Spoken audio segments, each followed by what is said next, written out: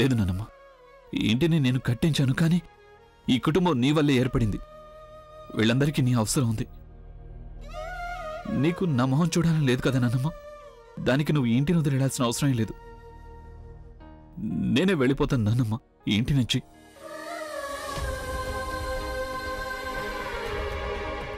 నానమ్మ, నేను ప్రామిస్ చేస్తున్నాను, నేను నీకు నా మొహం ఎన్నటికీ చూపించను.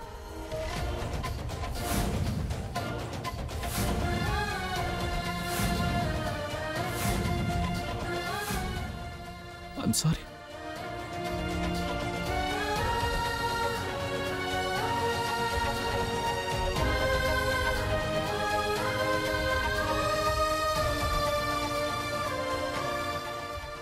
ఆగండి. నేను ఇంటికి మీకు భారీగా వచ్చాను. ఒకవేళ మీరు ఇల్లు వదిలి వెళ్ళిపోతే నేను కూడా మీతో పాటు వస్తాను.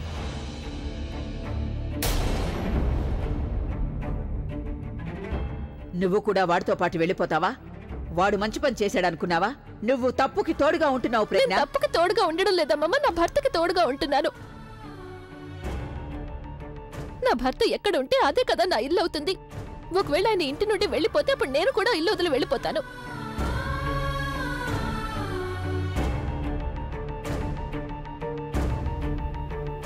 సరే, నువ్వు కూడా వెళ్ళిపో.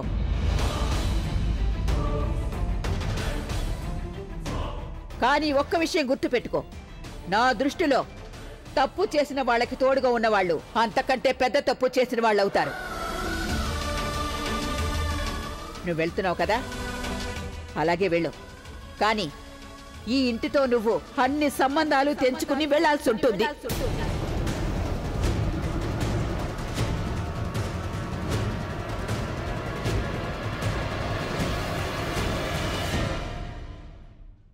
అయ్య భగవంతుడా, ముందేమో నో బాల్కి 6, కానీ ఇప్పుడు ఫ్రీ హిట్కి బాల్ స్టేడియం నుంచి బయటకు వెళ్ళిపోయింది. ఇక అమ్మమ్మ అయితే హద్దులు దాటేశారు. ఆవిడ అసలు మొత్తం గేమ్నే మార్చేశారు. అభి వల్లే నీకెన్నో బంధాలు ఏర్పడ్డాయి కదా ఈ ఇంట్లో. ఇప్పుడు అభితో పాటే నీకు ఈ ఇంట్లో ఉన్న బంధాలన్నీ తెగిపోతాయి. నీకు నాతో ఉన్న బంధం కూడా తెగిపోతుంది.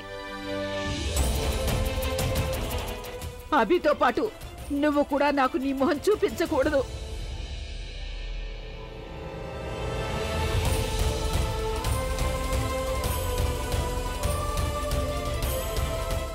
మర్చిపోవాలి ఈ ఇంటిని. అలాగే నేను కూడా మర్చిపోతాను నువ్వసలు ఈ ఇంటికి వచ్చావన్న సంగతి.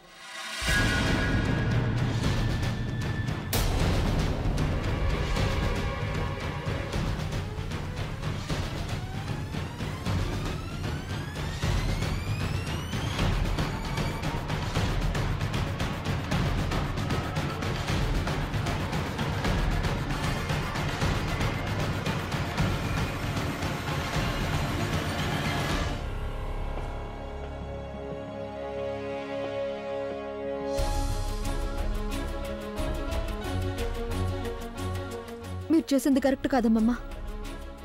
మీరు అభిని ఇలా ఇంట్లోంచి గంటేయగలరు? అయినో ఈ విషయంలో నాకు మధ్యలో మాట్లాడడానికి ఎలాంటి హక్కు లేదు. కానీ తప్పు తప్పే కదమ్మమ్మా. అయినో మీ ఇంటికి వారసుడు కావాలి, వాడు నా వల్ల రాబోతున్నాడు. మీరు దానికి సెలబ్రేట్ చేసుకోవడానికి బదులుగా బాధపడుతున్నారు. అలాగే అభిని ఇంట్లోంచి గంటేయాలని చూస్తున్నారు. అమ్మమ్మ ఇప్పటికీ మించిపోయిందేం లేదు. సంతోషం మీ కళ్ళ ముందే ఉంది. నన్ను స్వీకరించండి, అలాగే అభిని వెళ్లకుండా ఆపండి. అంతా సర్దుకుంటుందమ్మమ్మా.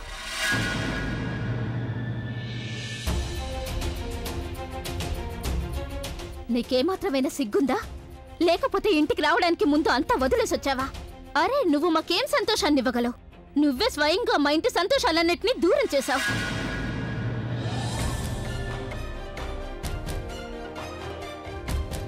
నీ కారణంగానే, కేవలం నీ కారణంగానే నా అభి ఇల్లు వదిలి వెళ్ళిపోతున్నాడు. నాకు తెలుసు వాడు ఈ కాలానికి చెందిన అబ్బాయని. కానీ వాడు ఈ ఫ్యామిలీకి చెందినవాడు. తప్పెవరైనా స్పృహలో ఉన్నప్పుడు, స్పృహలో లేనప్పుడు చేసినా సరే తప్పు తప్పే అవుతుంది కదా. దానికి తగిన శిక్ష వెయ్యాల్సిందే కదా. ఇక ఆ శిక్ష తనకి నేనిస్తున్నాను. ఆలియాని మేము ఎందుకు వెళ్ళగొట్టలేదంటే తను ఈ ఇంటి ఆడపిల్ల కాబట్టి. కానీ నువ్వు, నిన్ను అలాగే నీ బిడ్డను మేమెప్పటికీ స్వీకరించలేము. అలాగే ఈ ఇంట్లో వాళ్ళు కూడా.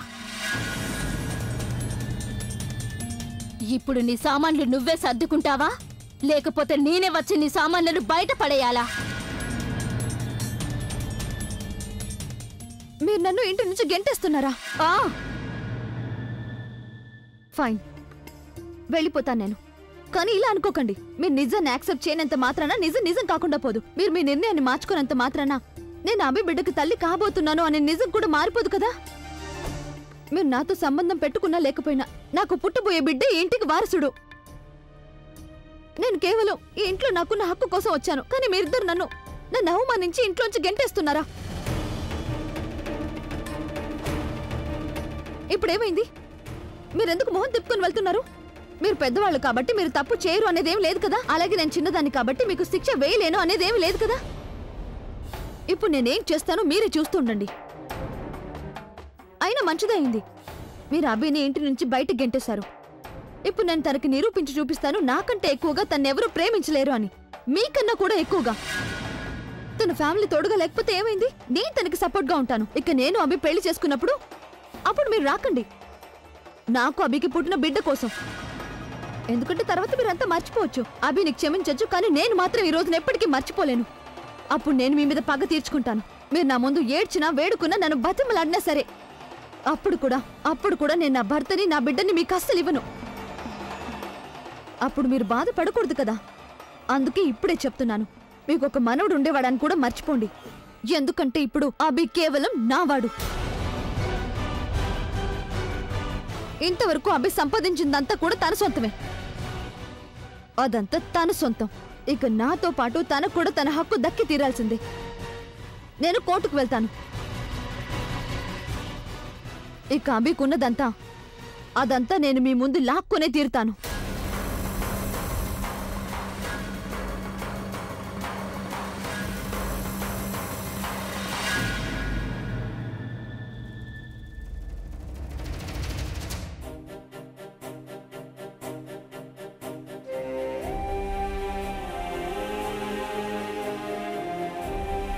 ఇదేంటి?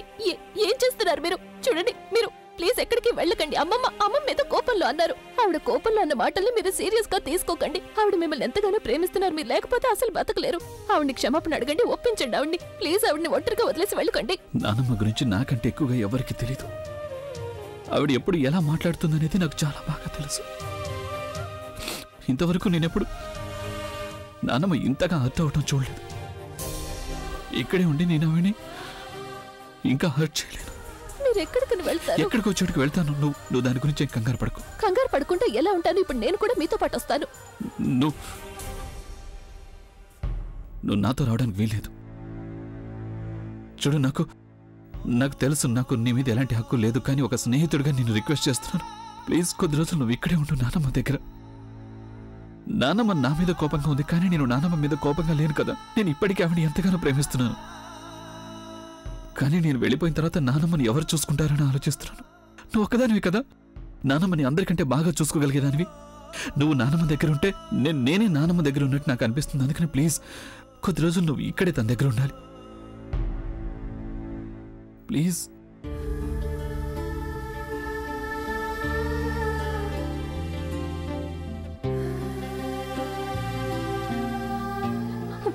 మీరెందుకు అర్థం చేసుకోవడం లేదు? నాకు కూడా మీ అవసరం ఉంది కదా. ఈ ఫ్యామిలీకి మీ అవసరం ఉంది. మీరు వెళ్ళిపోతే అంత నాశనం అయిపోతుంది.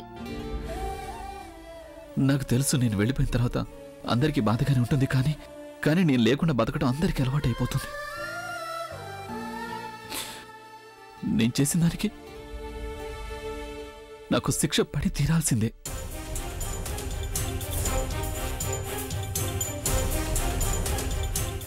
ఏ ఫ్యామిలీ అయితే నీకు తోడుగా నిలబడలేదో నువ్వు వాళ్ళని మర్చిపోయి కొత్త లైఫ్ ప్రారంభించాలని. అభి, మీ నాన్నమ్మ, ఆవిడ నువ్వు ఎంతగానో ప్రేమిస్తున్నావు. ఆవిడ ఒక్క నిమిషంలో నిన్ను ఇంట్లోంచి బయటకు గంటేశారు. నేను కోరుకునేది ఒక్కటే, నువ్వు మీ నాన్నమ్మని మర్చిపో. ఎందుకంటే ఇప్పుడు ఆవిడ మీ నాన్నమ్మ అని చెప్పుకునే అర్హత లేదు.